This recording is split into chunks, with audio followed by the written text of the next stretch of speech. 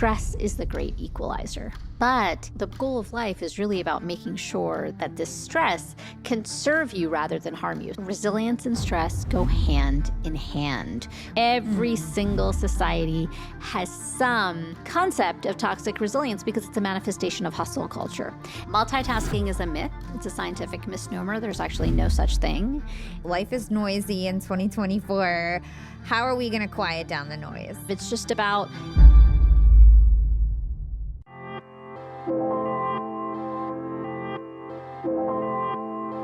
Welcome back to the show, Young and Profiters. Today we have a very important topic. We're going to be covering stress and burnout.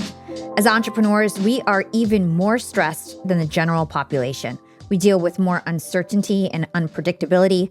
We have a lot of dependency on our clients, our customers, our employees, our families are dependent on us. We're also more socially isolated.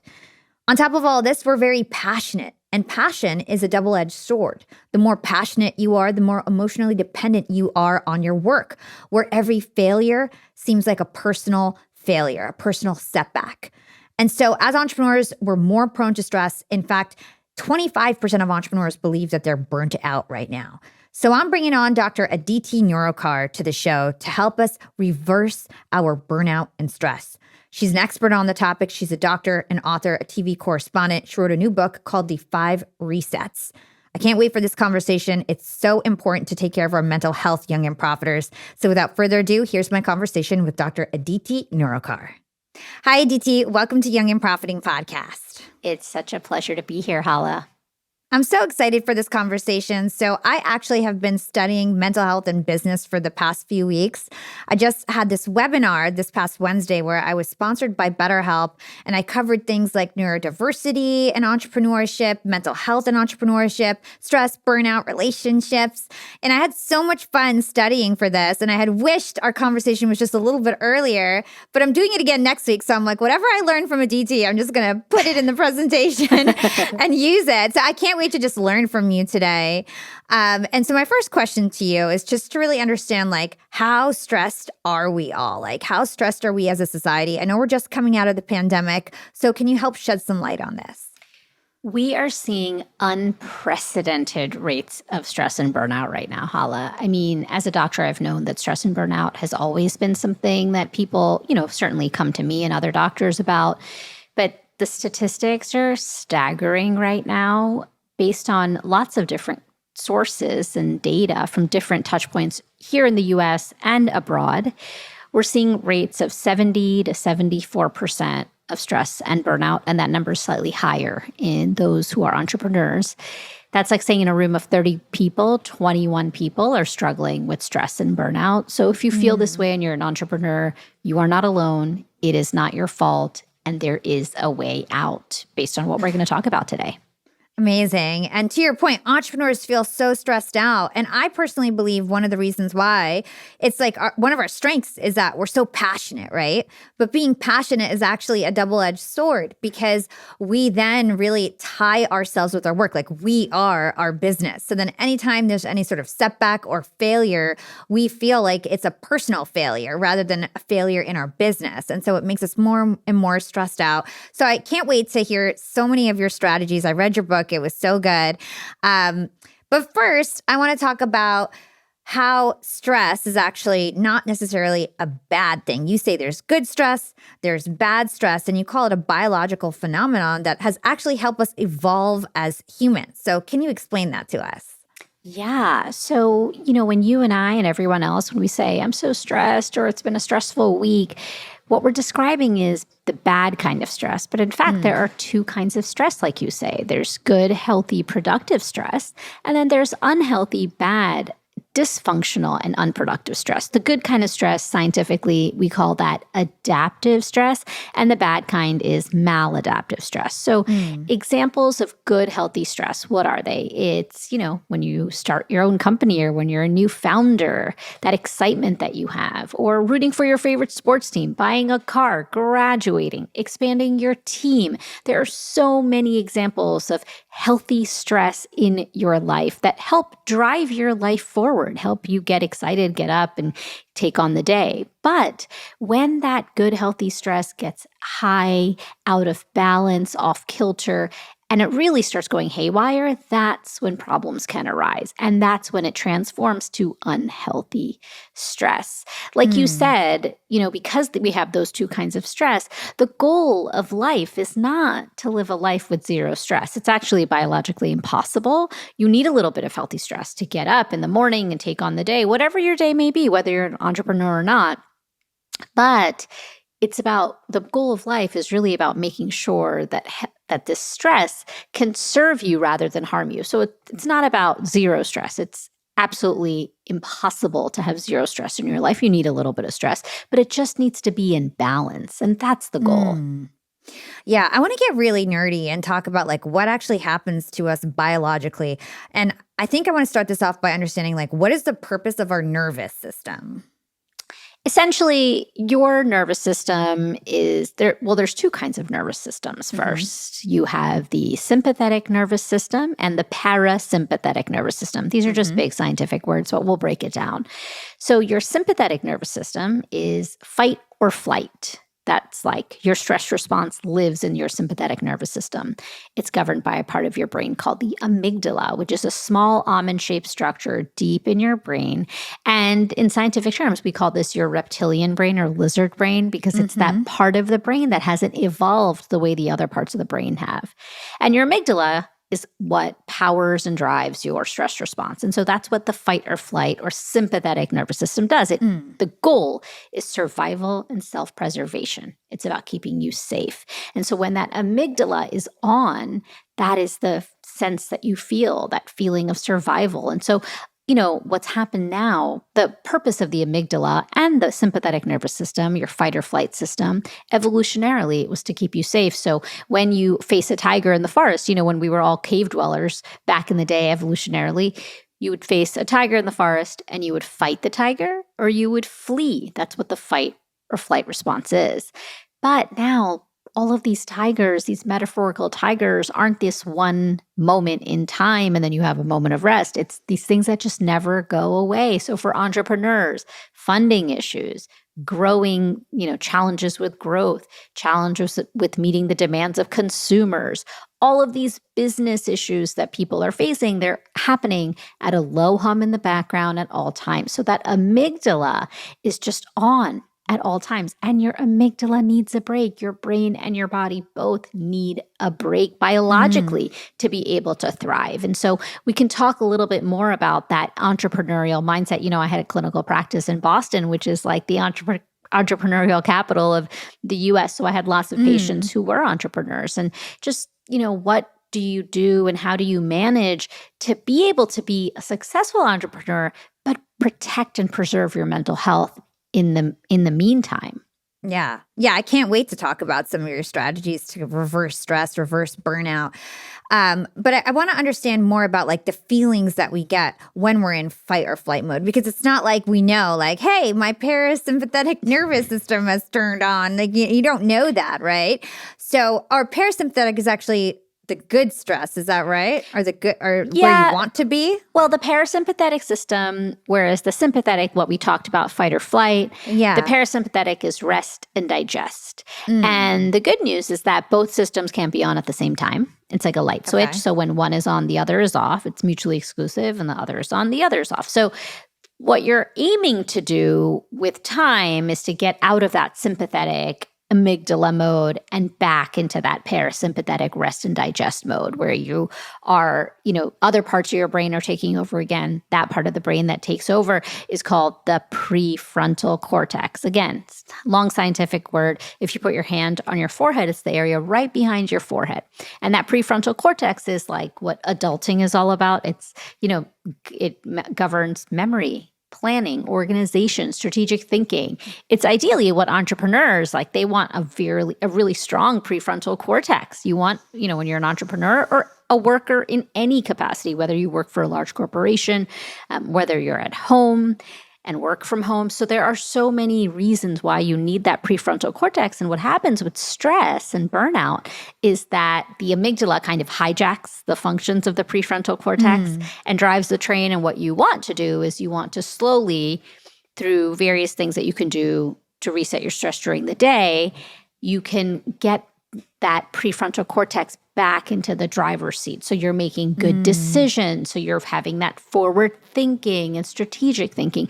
One of the biggest things that happens when you are feeling stressed is that you often get in your own way.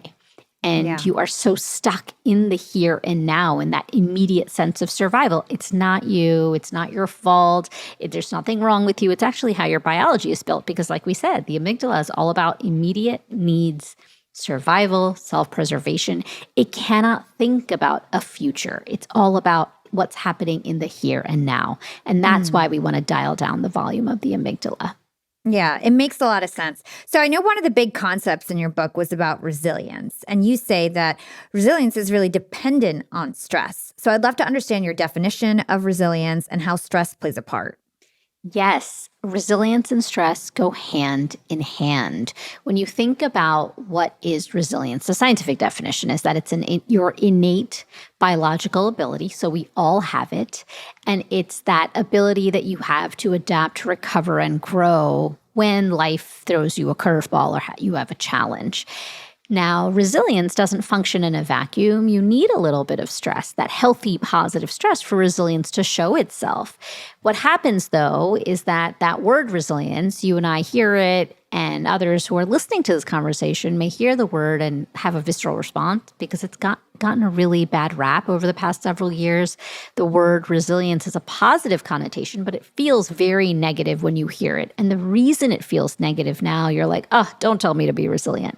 It's because that definition has changed and morphed societally. We've moved away from true resilience towards toxic resilience. And so what is true resilience? True resilience, it's like I said, it's your innate biology. We all have that ability to be resilient. It honors boundaries. It honors your human limitations for rest and recovery. And it really focuses on self-compassion and leaning into that versus toxic resilience.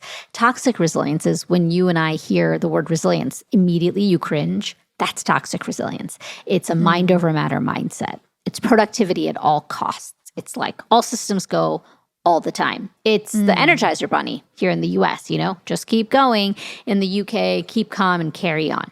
Every single society has some concept of toxic resilience because it's a manifestation of hustle culture.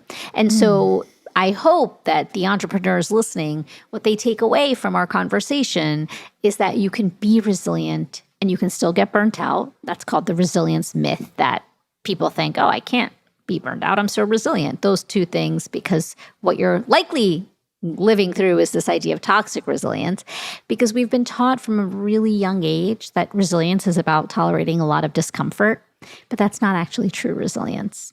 And so I want to dismantle that idea of resilience as being toxic and rather lean into your true resilience, which really honors your need for rest and recovery. Because then that is how your brain, newsflash, that your brain really needs rest and recovery to be productive and to really be functioning at its optimal level. Yeah.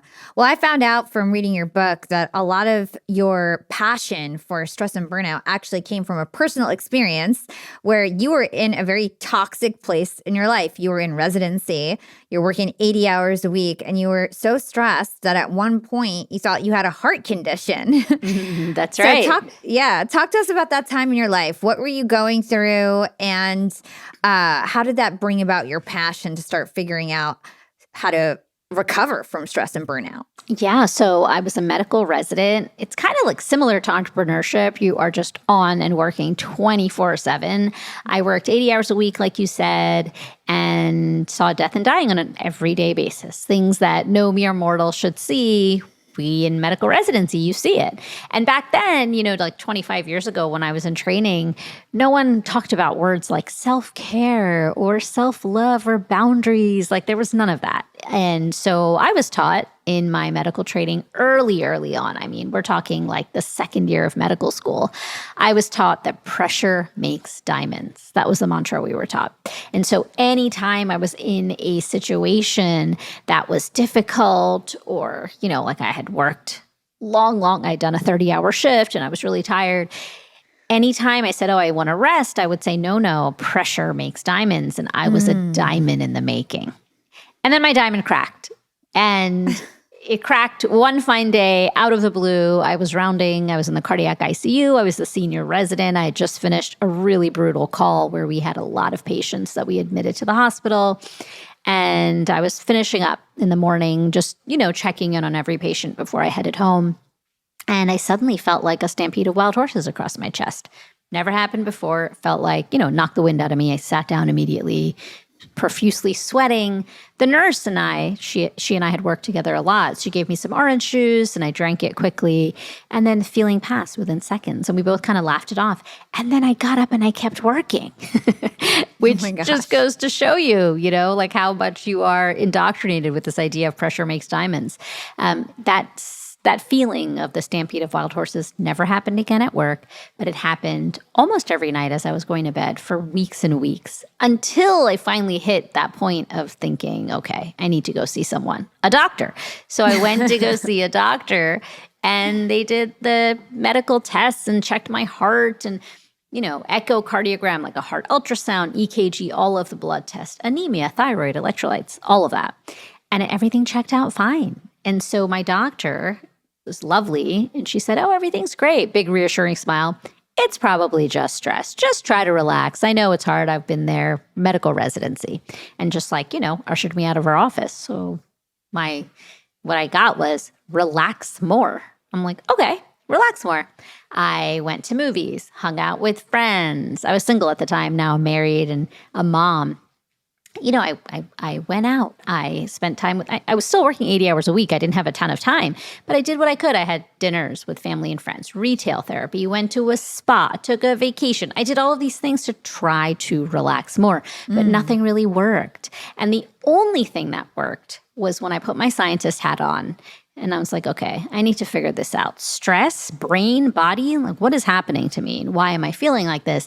And then once I read all of those studies, because I had access to all of the literature and the science, right? So I started reading all of the science and the studies of what happens to your brain and your body when you're feeling stressed. Why am I feeling this way? Because my first reaction, to be honest, when she said, you're probably just stressed. My first reaction, I scoffed. I was like, come on, stress doesn't happen to people like me. I'm resilient. Again, because I was living that resilience myth, right?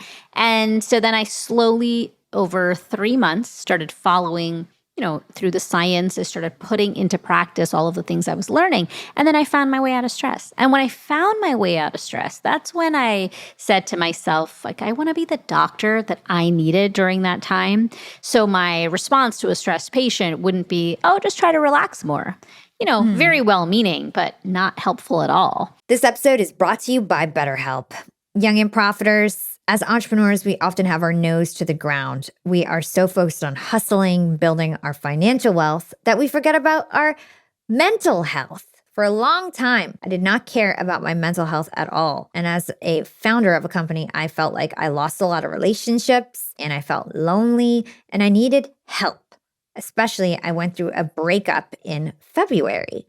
And at the time, I felt like I don't want to talk to my friends and family about this. Also, I don't really want to bring my problems on other people. I just want an outside person to talk to. I'll be honest with you guys. I tried therapy 4 years ago and I didn't like it. I felt like it was exorbitantly expensive when I tried it. Granted, I got some celebrity therapist or something, and I didn't like her. I didn't like anything about the interaction. I felt like it was very transactional. I felt like she didn't really care about me. It was just a check. And BetterHelp has been a completely different experience. It's all online. When I was going through that breakup, there was 2 weeks where I needed extra support. I was going to webinars. I did group therapy calls, which is included in the program with no additional cost. And then after I kind of got out of that rut, I just started doing weekly calls with my therapist, Blair. And I love Blair. She is so nice. She's always checking up on me. I feel like it's so genuine. She like remembers things about our conversation. I feel like she's really helped me with perspective. She's really helped me with like, not being down in the dumps about having a breakup. I got over that breakup so quickly. And it's really because of BetterHelp. I really stopped comparing and I started focusing on myself. If you want to give therapy a try, stop comparing and start focusing with BetterHelp. Visit betterhelp.com/yap today to get 10% off your first month. That's BetterHelp, HELP.com/yap for 10% off your first month. Yeah, I want to dig into that a bit. What was the problem with your doctor saying like, oh, hey, just relax? That's like $1 million question. Again, not her fault. It is not a personal failing of physicians. I am a physician. It's simply that stress is seen in society as this like magical, mythical creature, like with vague, no boundaries and just like, oh, try to relax, because no one really understands stress and understands like, oh, you can actually do things to help you change your brain and your body for less stress. You can work with your brain and your body. The medical system, our conventional medical system, doesn't address stress head on simply because doctors do not have the time to talk about stress with their patients. One study that I did early in my medical, my research career, there was a study early on that showed 60 to 80% of all doctors' visits have a stress-related component. So people like me who go to their doctor saying, I think something's wrong with my heart. And then they do the full workup and say, no, it's just stress, right? So 60 to 80% of doctors' visits have some form of stress-related component to it. And yet only 3% of doctors actually counsel their patients for stress. And so when I did that research and discovered that huge gap, I wanted my work to close that gap. And so the reason that doctors don't necessarily counsel patients for stress, again, not a personal failing. Doctors would love to, but to be a good doctor in terms of primary care, doctors have to work 27 hours a day to fulfill the basic requirements of their job. And no one has 27 hours a day to do their work, right? You have to sleep, you have to eat, you need to spend time with your family. And so there are impossible demands placed on doctors to do all of these things that are well outside the bounds of what a regular human can do. And then in addition to that, so that's why stress often just falls on the wayside. Because if you're thinking about, a patient's cholesterol and cancer screening and heart disease and which meds they need and what referrals they need, it's kind of like, I call it the doorknob question, like when someone's hand is on the doorknob, like anything else? And it's like, oh, actually, I am kind of stressed. And then you say, oh, just try to relax. Again, no one's fault. It's just the way the system is designed. And then the other thing is just that stress as an entity isn't really well understood. I think one of the biggest kind of ideas that I want to share is that stress can be quantified just like blood pressure. And we should start treating it like that, so that we can do certain things and then measure it. Your audience, entrepreneurs, are all about data and metrics and measuring things. And so there's a way that you can measure stress. There's a quiz that I have in the 5 Resets, my book, that you can measure stress and then try a couple of things. And then every 4 weeks, check your stress score again and see if it decreases. Because we should start thinking about stress like blood pressure in the same way that you do certain things to lower your blood pressure. And then you keep monitoring. It's so true, because stress is also the root cause of so many other like worse conditions that the doctors are prioritizing, like you're saying. But if we just kind of address some of these root causes, we'd all be a lot better off. Okay, so I want to understand from you some of the big aha moments that you had when you first started looking at your own stress and trying to reverse your own stress and burnout. What were some of the big things that you were like, oh my gosh, like this is such a big finding. I can't wait to share it with the world. I think one of the first things that like the aha moment that crystallized my future, my forward path and career was just that, wait a second, I'm stressed? Like all of these things are happening to my body because of stress.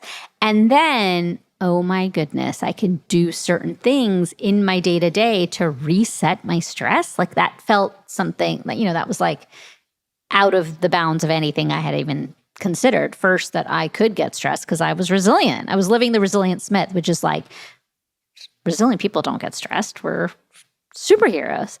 But in fact, that is not true. We are all just simply mere mortals, and your brain and your body need rest. And so if you're working 80 hours a week and not having any time to decompress, that medical resident journey is very similar to an early stage entrepreneur, or even a middle career entrepreneur who's just working constantly, thinking like, oh, this is just how this is how it has to be. I'm resilient and I'm going to just keep going and going until you hit your breaking point, And so that was my aha moment, that you could come out of stress by doing really simple things consistently. So 5 or 10 minutes every day, I would do, a few things. So I started prioritizing a 10 o'clock bedtime. Studies show that 10 p.m. is the hour between 10 to 11 is considered the golden hour for sleep for lots of things, cardiac, mental health, well-being. And so I prioritized sleep and really focused on a 10 p.m. bedtime. I started setting a bedtime alarm. 9:30 was my bedtime alarm. It went off and it told me like, okay, I need to wind down. Back then we didn't have smartphones. I'm like, kind of a dinosaur. We had flip phones. And so I would have to shut down everything and say, okay, it's time for bed. That was sort of like one of the first things I did. And then once I started prioritizing my sleep, everything changed. And then I started learning breathing techniques. So I talk about some of these breathing techniques in the 5 resets, but understanding that your breath, that was a big aha moment for me. Understanding that your breath can be connected to your stress, and that when you modulate your breath and do different sorts of exercises to help with your breathing, you can decrease stress. So, and the reason for that is that your breath is the only biological process in the body that is under voluntary control. So you and I can do a breathing exercise and we can do it together and, breathe in for a certain count and breathe out for a certain count. And then when we stop focusing on our breathing, it just happens naturally, involuntary. So it's the only process in our body that's under voluntary and involuntary control, different from your brain waves or your digestion or any other bodily process. And that is why your breath can often be that light switch between on and off, between the sympathetic system, fight or flight, and getting you back into rest and digest. Because when you're in that sympathetic mode, when you're anxious, your breath is like short, shallow, and you're doing this thoracic breathing. So you're doing, it's up here in your chest. Yeah. And when you are feeling rested and relaxed and not stressed, your breathing is coming from your belly, deep belly breathing. It's slow, deep, and relaxed. And so that was like a big aha moment, because I started focusing on my breath throughout the day when I was, what was interesting for me from my personal journey is that like I didn't jet off for 6 months to Bali and do like this amazing holiday, even though I would have loved to. To this day, I'm like, sign me up for that plan.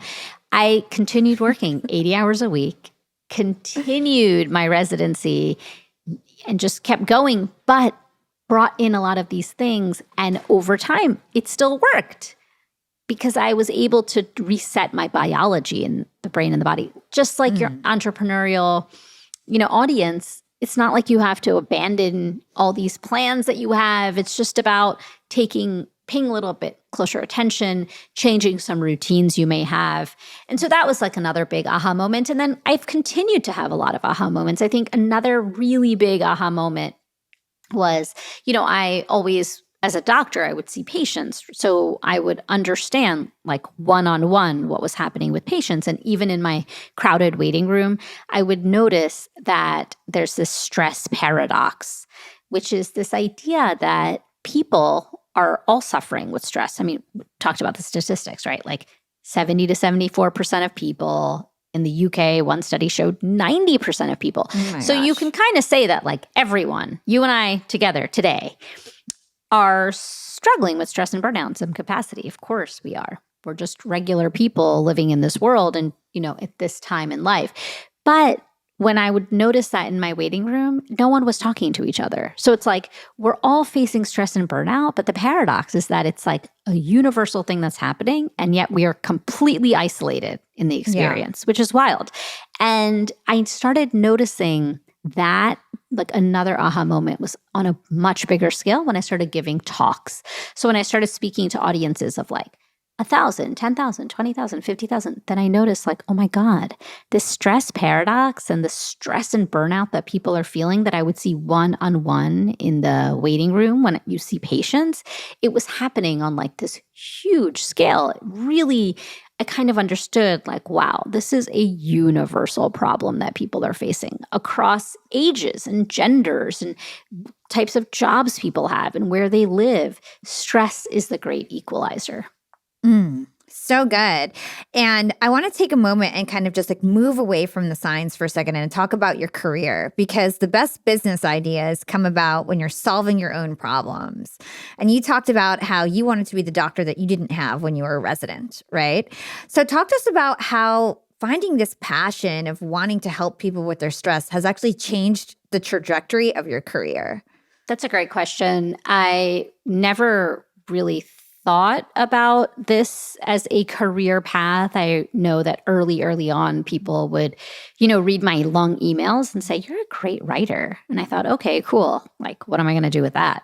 I'm a doctor, And what was interesting is that my journey now, so I was a regular doctor. I never wanted to go into stress and burnout. I just was a internal medicine resident, taking care of patients in the hospital, diabetes, strokes, heart disease, that sort of stuff. And my personal experience changed the trajectory of my life. So I started then focusing, when I got out of that stress struggle myself, and I wanted to become the doctor I needed. So I went to a fellowship that focused specifically, and it was in Boston at Harvard, focused specifically on stress and burnout and how to bring those in, the mind-body connection, how to bring those into regular conventional medical care based on the research I did. And then I think what's happened to me is it's been very organic. And then I started doing more talks and speaking. I think what really, when doctors often, and you might notice this with any entrepreneurial group, what often happens is you are in your own silo, like it's an echo chamber and you're in your own place. So I never really thought, during the pandemic is when it really kind of like hit me, because I would share things with my friends, and most of my friends are not doctors. And I'd say, because with stress, and I'd say, because everyone knows that. And they would say like, what? What did you just say? No one knows that. You need to write about that. And I thought, come on, of course everyone knows that. So it's almost like, that I had to like almost give myself permission to say, oh, really? Not everyone knows that study, because you forget, you've been doing this for decades. You're like, oh, everyone knows this stuff that I know. And then I started writing more about it. And then believe it or not, I never really wanted to write a book. My patients used to ask me when I would like counsel them and write out my things for them. They would say, Dr. Nerurkar, you really need to write a book about this stuff. I'm like, really? Who's going to read a book about stress and burnout? Like, I just didn't think it, you kind of don't really realize what you're sitting on in terms of your own information or guidance. And then it's almost like my audiences asked for it. So when I would give talks, then everyone was like, have you ever thought about a book? And then it just kind of, now the book is available in 15 languages in 35 countries, and it's like a bestseller and people are reading it. And of course, there's that connection to the material and the book, because like I said, stress is this great equalizer and we're all facing stress. And so my own journey really was just, it just sort of very naturally unfolded. It was very organic. It's funny because a lot of people reach out to me to ask me, like, how did you become a Harvard doctor? How are you doing your TV stuff now? How did you write a book?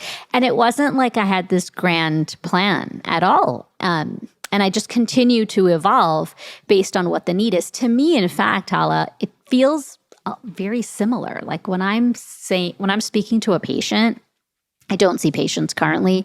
When I'm speaking to a patient and, that aha moment that the patient has, that light bulb moment of like, oh my God, I feel so good. I understand what you're explaining now. That is why I do what I do, for people, for that sense of mental health to be accessible to everyone, irrespective. That's why everything in the 5 resets is free. Like nothing costs money, because I've had patients who've had lots of varying resources. And so that light bulb moment is like what I live for. And it's kind of the same thing when you're talking to a large audience, when you're explaining the science in a way that's simple, that someone can say, oh my God, I'm going to try that today. Yes. And it just so happens that it's not in a waiting room. It's like, a group of thousands of people. And so when I do my TV work, same thing, same concept. To me, it doesn't feel all that different, though I think to others, it feels like vastly different. Yeah. I love your story. I feel like it's very inspiring because I know a lot of people who are in jobs where they're a doctor and a lawyer and they want to be entrepreneurs, but they feel like they're kind of just like stuck because they went to school for so long. But entrepreneurship really allows you to use like all your skills, all your passions, allow you to become your full self. Because here you are doing things that you're good at, being a doctor, curing stress, speaking, writing, and now you get to do all those things that are like uniquely your skills and put it out to the world. And I'm sure, do you feel like you are living a much more fulfilled life because you've sort of taken the leap to become an entrepreneur and not just hold yourself to becoming a doctor, to just being a doctor? What a great question. I really do feel like there are so many doctors or lawyers. Like, it's a career track because you go to school for so long. Yeah. And it's this idea of like, okay, I'm stuck. I'm often like the informal career counselor for so many of my doctor friends and colleagues, because so many people are feeling stuck and feeling like there's no way out. I would actually say to people who might, where that resonates, and you might be at a job for like 20 years in a company and you're trying to make partner or whatever it may be, and you're like, oh, I just feel so stuck. It's not really a departure. So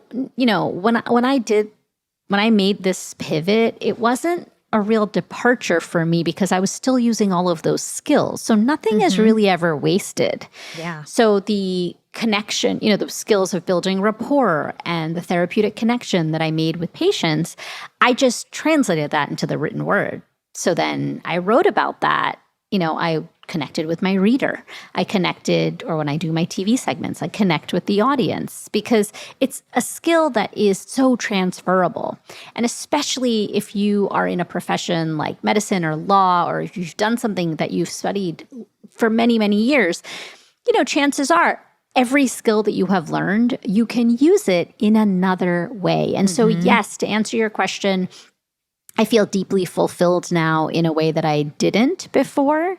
I loved, I think for me, my early years, when I was 18 years old and I was at Barnard, which is the Women's School of Columbia, for college. I really wanted to be a journalist. I was like so hardcore wanting to be a journalist. And my parents were immigrants and Indian doctors, and they were like, oh, you're going to be a doctor too. You're going to follow in the lineage of the family, because my grandparents were doctors, my uncles and aunts were doctors. And at the time, I was like, okay, they know best. I'll be a doctor. And I ended up falling in love with the human body and the workings of the body. But really, I went into medicine because I loved the human story. And I love that connection with people, which is what I wanted to do with journalism anyway. And then I found my way to journalism, right? Like I found my way to health communication. So if you are feeling stuck, I get that. It is real, but it's more of a message to you and a signal rather than like a life, it's not like you have to say, okay, it's my life sentence to feel stuck. You can get out of it, but it really just takes like small glimmers. You don't have to just shift your whole life. You can make small changes, like, do a little bit every day. Young and profiters, I love being an entrepreneur, but I hate the hiring process. And if you do it wrong, it's a real big burden because you're going to have to hire and then fire. It's bad for company culture. It is just a nightmare. You need a good hiring tool and you need a good hiring process internally. And when it comes to a tool, nobody is better than Indeed. That's what we use at Yap Media. Indeed is your all-in-one solution for hiring. Indeed is where all the top A players are looking for a job. It's the most popular hiring platform. It's the most user-friendly. It's way better than having to sift through a million resumes and waste your time. And I love that Indeed's matching engine actually gets better as you use it. It starts to learn your own preferences and what you're looking for. So if you want to give Indeed a try and find your next A player, if you want to stop pouring money down the drain by DIYing your hiring, then start using Indeed. You can get a $75 sponsored job credit at Indeed.com/profiting. Support the show by letting them know that you found them on Young and Profiting Podcast. Again, you can go to Indeed.com/profiting for a $75 sponsored job credit. Need to hire? You need Indeed. The other, just couple things that I'm hearing you say as somebody feels stuck is like, what are all the things that people are telling you you're good at? Like your patients were saying, you're such a good writer, and you started doing some speeches and you were getting like really good feedback. It's like those are clues of like what you should kind of start dabbling in, or even thinking back to what you used to enjoy when you were a kid or be good at when you were a kid, right? So a lot of people don't even know where to start. And like those are the places to start. What is everybody complimenting you on that's not even like your day job?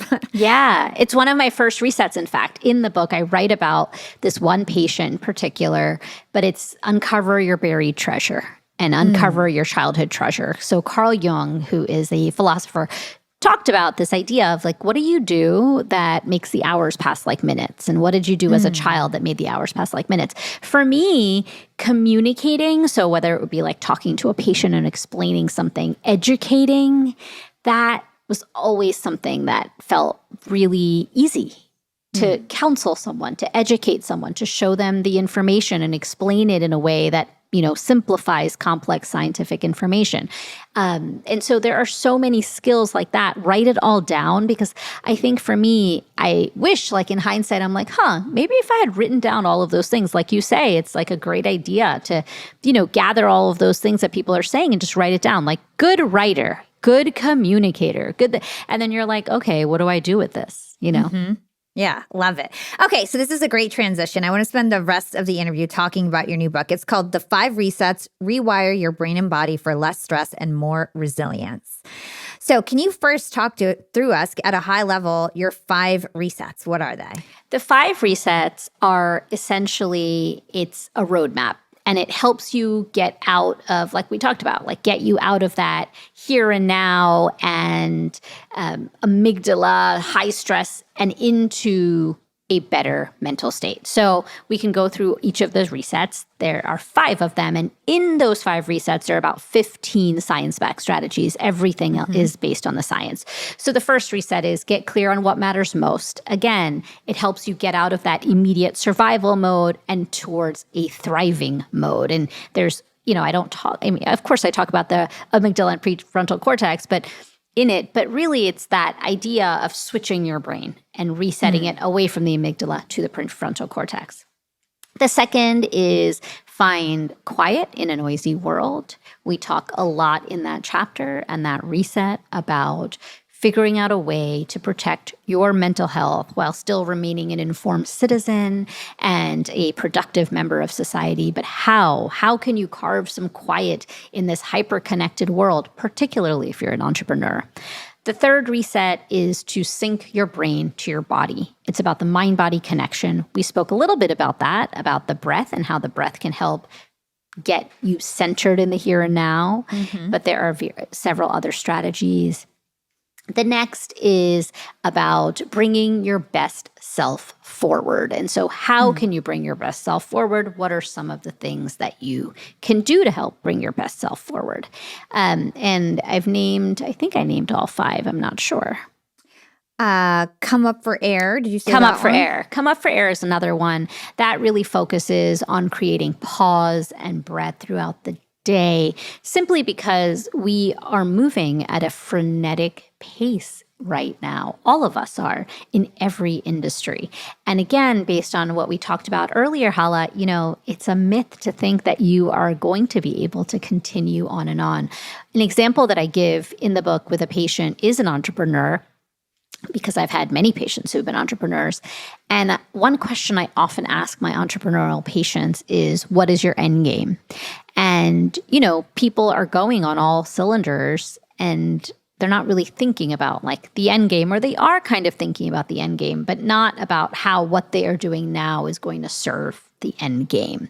And so if your end game is longevity, or, you are hoping to just physiologically, if you just want to live to, a ripe old age of like 90 or 100, or your company, if you want to have longevity with your career or in your company, or if you want to sell it and then start another company, whatever it is that you want to do, thinking about the end game and beginning with the end in mind is important, particularly when it comes to your mental and physical health and stress and burnout, because you can't, if you want that end game and if you want that longevity, there's certain things that you're doing now that are not actually serving that end game. So the fourth reset is come up for air. And then the fifth reset is to bring your best self forward. And so all 5 resets are a roadmap to get you to that endpoint. It doesn't necessarily mean that you have to follow each reset in that order. You can kind of read the book and decide which one really speaks to you at this moment. But I would say start with the first reset because it's really important to have a roadmap. When you know where you are headed and you have a map to get there, it just makes it easier for you to get out of your own way, which is a lot of what stress is. So let's stick on the first reset for a minute. It's called Get Clear on What Matters Most. And you say that you need to know your end game. I love this. And remember, I was telling you about this BetterHelp webinar. I actually realized that when I was thinking about what stresses people out, and I was like, I think a big stressor is that people don't know what they want, right? And so I'd had everybody do this activity to think about their future you, right? Imagine yourself in 5 years and then think about the things that you need to do now to get you to that place. And then how are you going to schedule that in your life and make sure that it actually happens? I read your chapter and I was like, wow, this reminds me a lot about the exercise and the thought process that I was trying to get people to do. So talk to us about the end game. Why is it important to know what you actually want to be less stressed? I love that framing of the question. And when it comes to my question of what matters most to you, we often have these things like the work that you're doing, thinking okay, from the business standpoint, where do you want to be in 5 years? Or where do you want to be in 10 years? The 5-year plan, the 10-year plan, we all have that. But what I would suggest is before even getting to that 5 or 10-year plan, because you are feeling so stressed and you can't even think because of your amygdala, you can't even think about next week or next month, let alone 5 years from now, right? Because when you're feeling that sense of stress and burnout, your amygdala is on high alert. It's all about immediate needs and survival. So think about where you want to be in 3 months or 2 months. And instead of thinking to yourself, what's the matter with me? Why do I feel like this? What's the matter with me? Think about what matters most to you and create a most goal. So most is an acronym, MOST. M is what's a goal that you can achieve in 3 months that's motivating. O, is it objective? S, is it small? And T, is it timely and something that you can actually achieve? And I have had patients, I give lots of examples in the book, The 5 Resets, but there are so many examples of, most goals. Some patients have said, I want to have enough energy to start to organize a church social. Another one said, I want to sleep better so that I can finally have the wherewithal to get a new job. Because I'm not sleeping well, I feel depleted, and I then can't look for a new job. Others have said, I want to write a children's book once I finish getting out of my cancer therapy. The range of those answers of what matters most to you is huge and vast. This is not an existential question. It's not what's the meaning of life and what's your purpose in life? Because that feels so big. It's simply, what do you want to achieve in the next 3 months when it comes to your mental health and stress and burnout? Do you want less? Do you want more energy?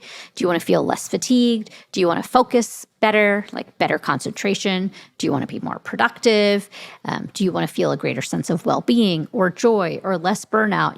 Burnout, that word we use and we throw around, but there's a million flavors of burnout. So some people feel hypervigilance with burnout. Others feel very lethargic. And there's name something that is really, that you feel is getting in the way of your day-to-day life and focus on that. And then understand that it takes 8 weeks to create a new habit for your brain, and that your brain falling off the wagon and getting back up and falling off and getting back up is part of the habit formation process. That's how your neural wiring, your brain connections and circuits form.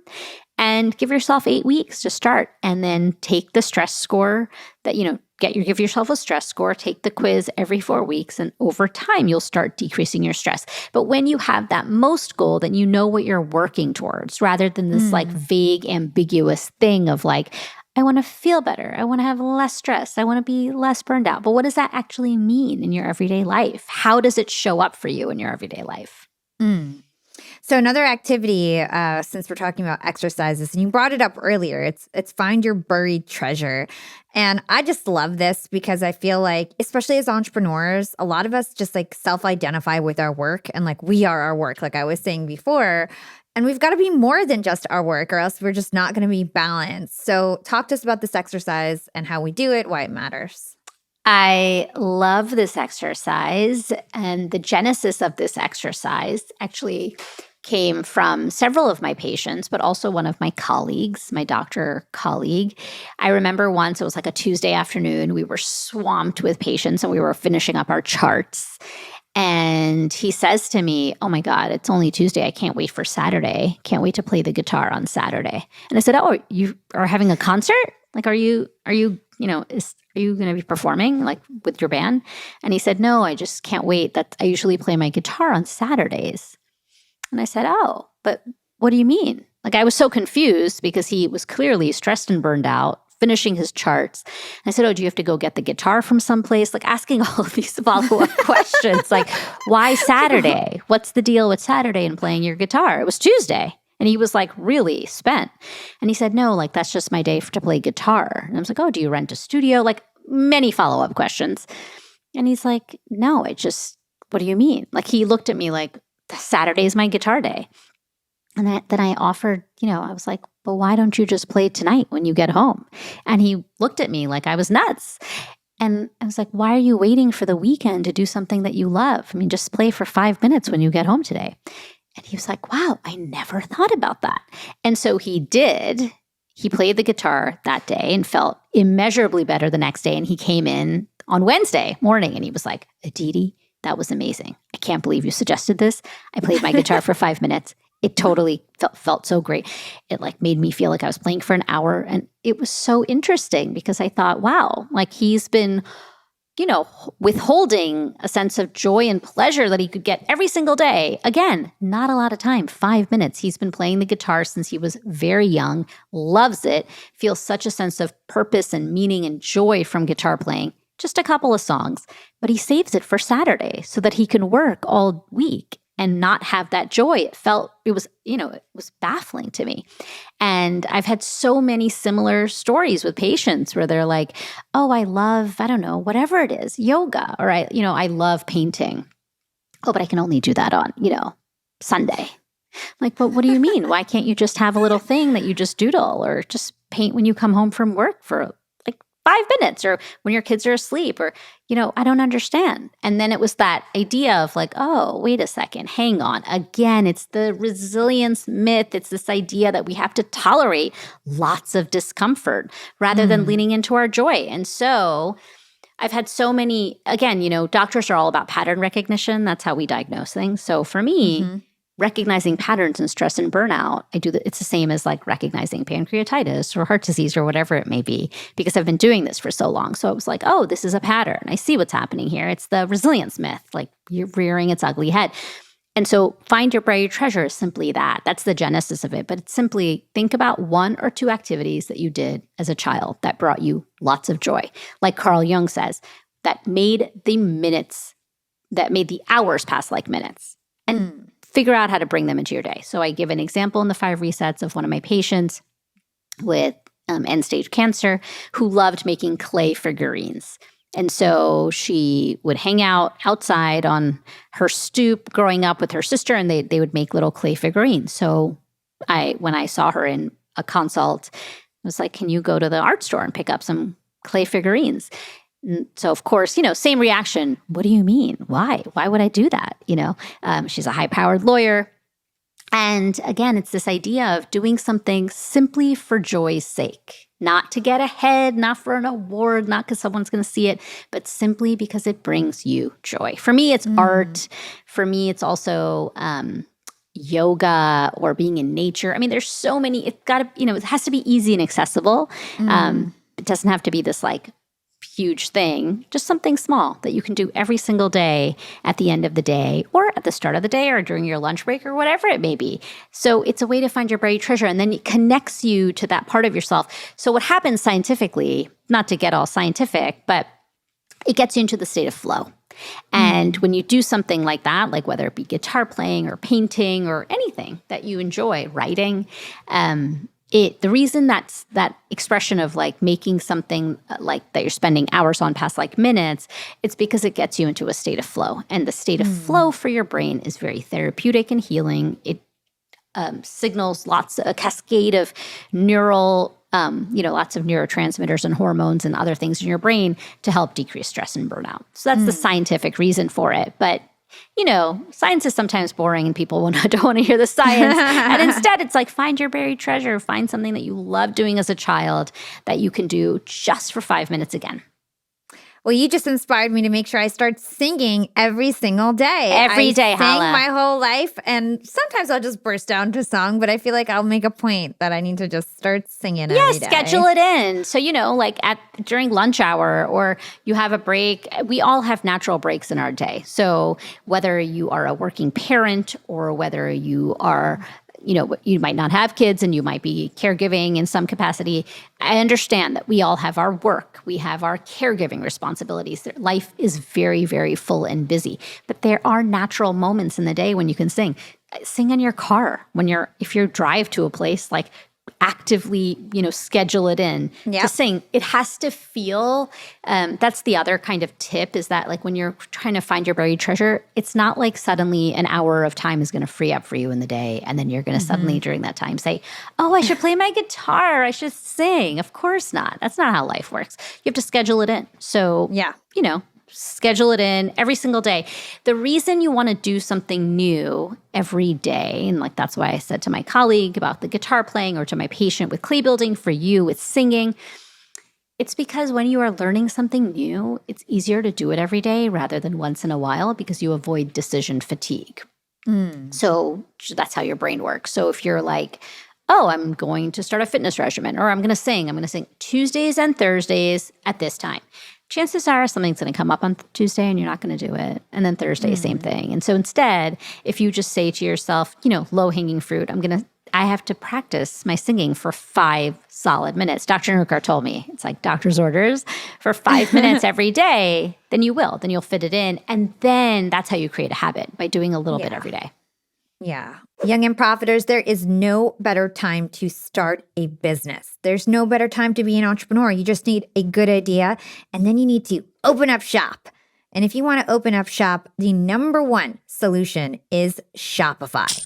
Shopify is the all-in-one global commerce platform that allows you to start, run, and grow your business. Shopify will scale with you the whole way. They're responsible for huge multi-million, billion-dollar brands like Allbirds, Rothy's, Brooklyn, and Thrive Cosmetics. These all started as Shopify startups and then expanded into retail, expanded and scaled. I interviewed a lot of these entrepreneurs and heard it from them firsthand. Shopify is an amazing platform to start your business, whether you're selling candles or courses like I do. I do all my course sales, my mastermind subscription. I do it on Shopify. We can do promo codes and I integrate my email campaigns, and they've got amazing analytics. Literally anything you need to market and sell your product, you can do it with a couple clicks on Shopify. You don't need to be tech savvy. You can focus on what you're good at, and then let Shopify enable all the tech stuff so you can just get your core skills done. It's no wonder 10% of all e-commerce is run on Shopify. If you want to give Shopify a try, sign up for a $1 per month trial period at shopify.com/profiting. Again, that's shopify.com/profiting, all lowercase, for a $1 per month trial period. That's shopify.com/profiting. And I want to hear how you guys opened up shop on Shopify. Well, I know we only have about 10 minutes left. I want to get through a couple other things. You've got a second reset called Quiet in a Noisy World. Now, we are full of distractions. Tech, social media, everything is distracting us. Life is noisy in 2024. How are we going to quiet down the noise? The key with this reset is digital boundaries. And particularly when you are an entrepreneur, when you're hyper connected, of course you want to be an informed citizen of what's happening in the world. You want to look at trends and market reports and all of the things what's happening in your industry, but not at the expense of your mental health. And so often what happens is you are always on the go. You are so stressed with your work. And in addition, during your downtime, you are scrolling headlines and news and social media to see what's going on. These are not benign things. They have a direct impact on your stress response, on your amygdala, and how your brain functions. And it worsens your stress. So instead, digital boundaries. What can you do? At night, when you're going to bed, keep your phone off your nightstand. I know it's radical, but it works. keep it away. So first thing in the morning when you wake up, you are not checking your phone because that has a influence on your brain cascade and all of the hormones and neurotransmitters. Keep it in another part of the bedroom. I'm not saying, again, this is not about becoming a digital monk. It is simply about decreasing your reliance on your devices. In fact, studies show that it's not abstinence that works for mental health and well-being when it comes to technology, but rather decreasing your reliance. So that's the first boundary. The digital boundary is geographic. Keep your phone off your nightstand. And when you're working during the day, to decrease that sense, I call it the primal urge to scroll because it's your amygdala. When you're scrolling, what you're doing is the same thing that cave dwellers did when you would have that night watchman scanning for danger while the tribe slept. Now we are all our own night watchmen. So when we feel that sense of stress and hypervigilance and feeling unsafe, which is what the amygdala's job is, you scroll. You scroll your headlines, you scroll the news, you scroll because it's like, am I safe? Is everything okay? You scan for danger. And so how do you quiet that amygdala and how do you decrease? It's your primal urge to scroll. It's a form of self-preservation. You keep your phone out of arm's reach, or you keep it in, if you work in a cubicle in a drawer, so you're not looking at it, so that you get that prefrontal cortex to take over again, so you're more intentional. So that's another boundary. And then another digital boundary that you could do is try grayscale. I use the grayscale all the time. In fact, I can show you right now. I have it automatically on my phone. And oh no, I did something here. But what it does is it switches my phone to black and white. And there's a way that you can program that. Your audience is very tech savvy, of course. Grayscale is essentially moving your phone away from color to black and white. And since our phone is our primary news consumption device, and it's especially helpful at night when you are sitting on your couch after a long day's work and you want to go to bed early because we talked about 10 o'clock bedtime, but who actually goes to bed at 10? You're usually going to bed at midnight or later. Why? Because you scroll and then you end up, you finish your 2 hours of mindless scrolling and you're like, what was that? What was the point of that anyway? Because it's not actually helping your brain. It's not decreasing your stress or burnout. And so instead, what you could do is set grayscale. And what you do with grayscale, there's, a couple of different steps to get into grayscale. It decreases your screen time because it makes scrolling less interesting and less enticing for your brain. And so you're like, oh, I don't really want to scroll here. It's kind of boring and I'm just going to go to bed instead. And so that's another way to create some quiet. And when you create some quiet in this noisy world, again, I work in journalism, so I would never, this is not about censorship. You want to be an informed citizen. These are troubling times in the world. You want to know what's going on, but not at the expense of your mental health, because you want to make sure that your cup is full, that you are rested, that your brain and body are rested so that you can continue to serve in the way that you're serving through your work. Yeah, I've had an especially hard time this year because I'm Palestinian, 100%. And so for me, social media is extremely triggering right now. My whole feed is just gruesome, and I'm just seeing dismembered bodies and little kids dying every day for 9 months. One of the things that I would say about that, Hala, sorry to interrupt. No, you're good. It's that studies have found that it's been a really difficult time for so many people, just like you said. Studies have found that it's, in fact, it increases your risk of PTSD. So it's not just that you are, something happening thousands of miles away. It's not about secondary PTSD, but in fact, consuming, just like you're describing, Hala, graphic videos and content and images has a direct influence on your amygdala and your brain. So it can influence, just consuming these graphic videos and images can increase your risk, your personal risk of PTSD now, firsthand PTSD. And studies have also shown that it can worsen your risk of health conditions later, years later. So all the more reason to, of course, you want to be an informed citizen during these difficult times, but you also want to protect your mental health. Yeah, I'm just trying to balance with all that. It's hard because it's I need to know what's going on and report what's going on kind of. And man, I just hope this nasty, I don't want to call it a war, but whatever it is ends. And then you have, the election is coming up. And so there's a real sense of people are feeling a sense of hypervigilance with that. So again, it's, the past few years, the past 4 or 5 years, the reason we are all feeling this way is because there is no respite. It's just been like we finished the pandemic and then we've had a racial reckoning. Then we had several climate disasters. Then we've had humanitarian crises. Now there's an election coming up. So this news cycle and things happening in the world, because we are so hyper connected to everything at all times, there is no respite. It's just one onslaught after the other. And so what's often happening, I describe it in the 5 resets. I talk about how your brain is like a dam. And so right now, many people are feeling worse than they ever were. And it's years after the pandemic because we were promised after the pandemic, everything's gonna be normal, everything's gonna be great. But that's not how the brain works. Every headline showed that. And I would actually look at those headlines and either roll my eyes or laugh because I was like, that is so not how the brain works. Your brain is built like a dam. And so what happens is when you are going through an acute crisis, you shore up your internal reserves. Once that crisis passes is when the dam breaks. You feel psychologically safe, your defenses come down and the dam breaks. I've seen this over and over with my patients with end-stage cancer, or let me say that again. Scratch that. I've seen this over and over with my patients with cancer, for example. They get the diagnosis of cancer, they're seeing their oncologist, radiation therapist, they're getting chemotherapy, etc. They're seeing me in my office, they do not shed a tear. They finally finish their treatments, get a clean bill of health, and their oncologist says, great, congratulations, you're cancer-free, come back in 6 months for your checkup. They're in my office the next day weeping, and they're confused because they're thinking, wait a second, I should be celebrating. How come I'm crying? I didn't shed a tear during the treatment.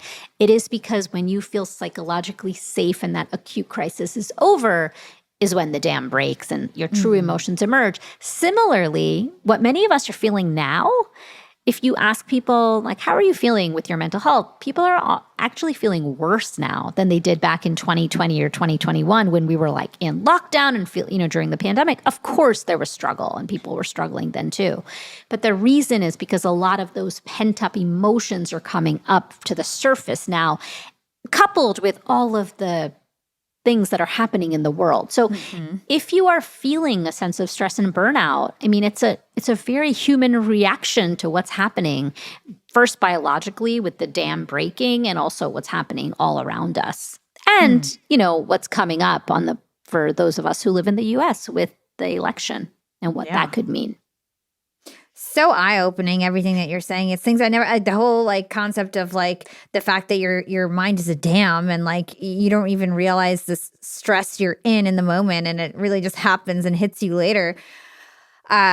So thank you for helping me through that. We talked a bit about the mind and the body. The last question I want to ask you on is really about productivity, because we're all working really hard as entrepreneurs. And I really loved a phrase that you had in the book called monotasking. I'm actually going to steal this from you because I love it so much.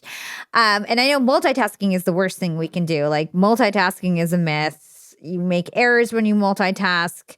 You really can't multitask effectively. So talk to us about monotasking and how that actually helps us with how's it related to stress?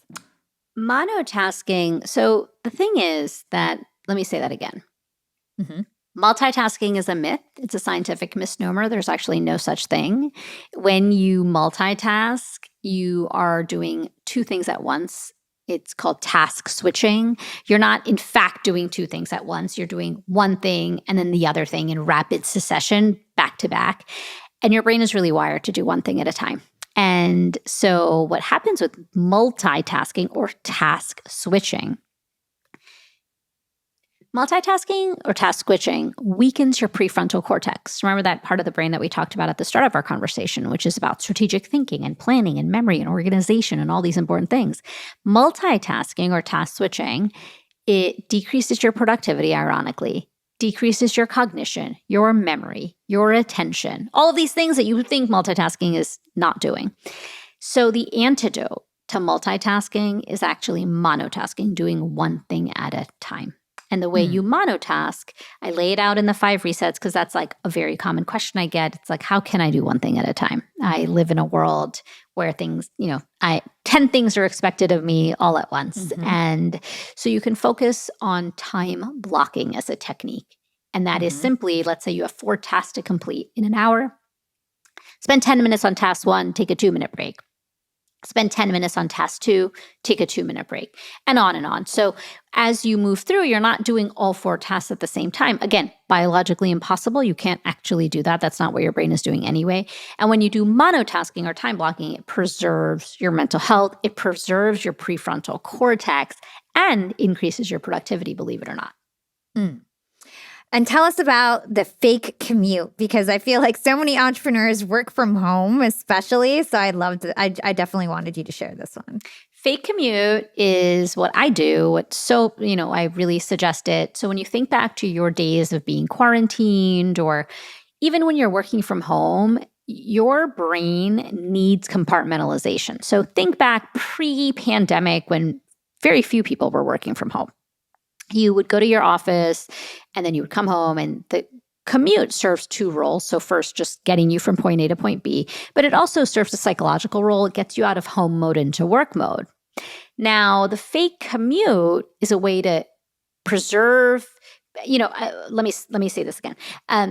So now that 80+% of people they prefer hybrid work. That's the new model. The future of work is hybrid. And that's a wonderful thing. It helps with stress and burnout. It increases your autonomy and productivity and lots of things, but you are losing your commute, your everyday commute. So how can you keep that brain compartmentalization with the commute, but also have all of the benefits of hybrid work? You can fake your commute. So on the days that you're working from home, for 5 or 10 minutes, set up your workstation, head outside, take a walk, check your schedule, go through what you need to accomplish for the day, let your brain transition out of home mode to work mode. At the end of the day, repeat the process. It's a way to preserve that sense of brain compartmentalization because we are all different, right? Our home mode is so different from our work mode. And especially when you're working from home, it's really important to create some boundaries, and even with your brain to create some compartmentalization. So the fake commute is just a way to do that, but still have all of the benefits of working from home. But your brain just needs a time, like a buffer time to transition. Well, Aditi, this was such an awesome conversation. Thank you so much for all your time. I learned so much. Where can our listeners learn more about you and everything that you do? You can follow me on social at draditinarukar.com, at DRADITINERURKAR. You can also check out my website, 5resets.com, 5resets.com. Amazing. Thank you so much for your time. Thanks, Hala. Such a pleasure to join you.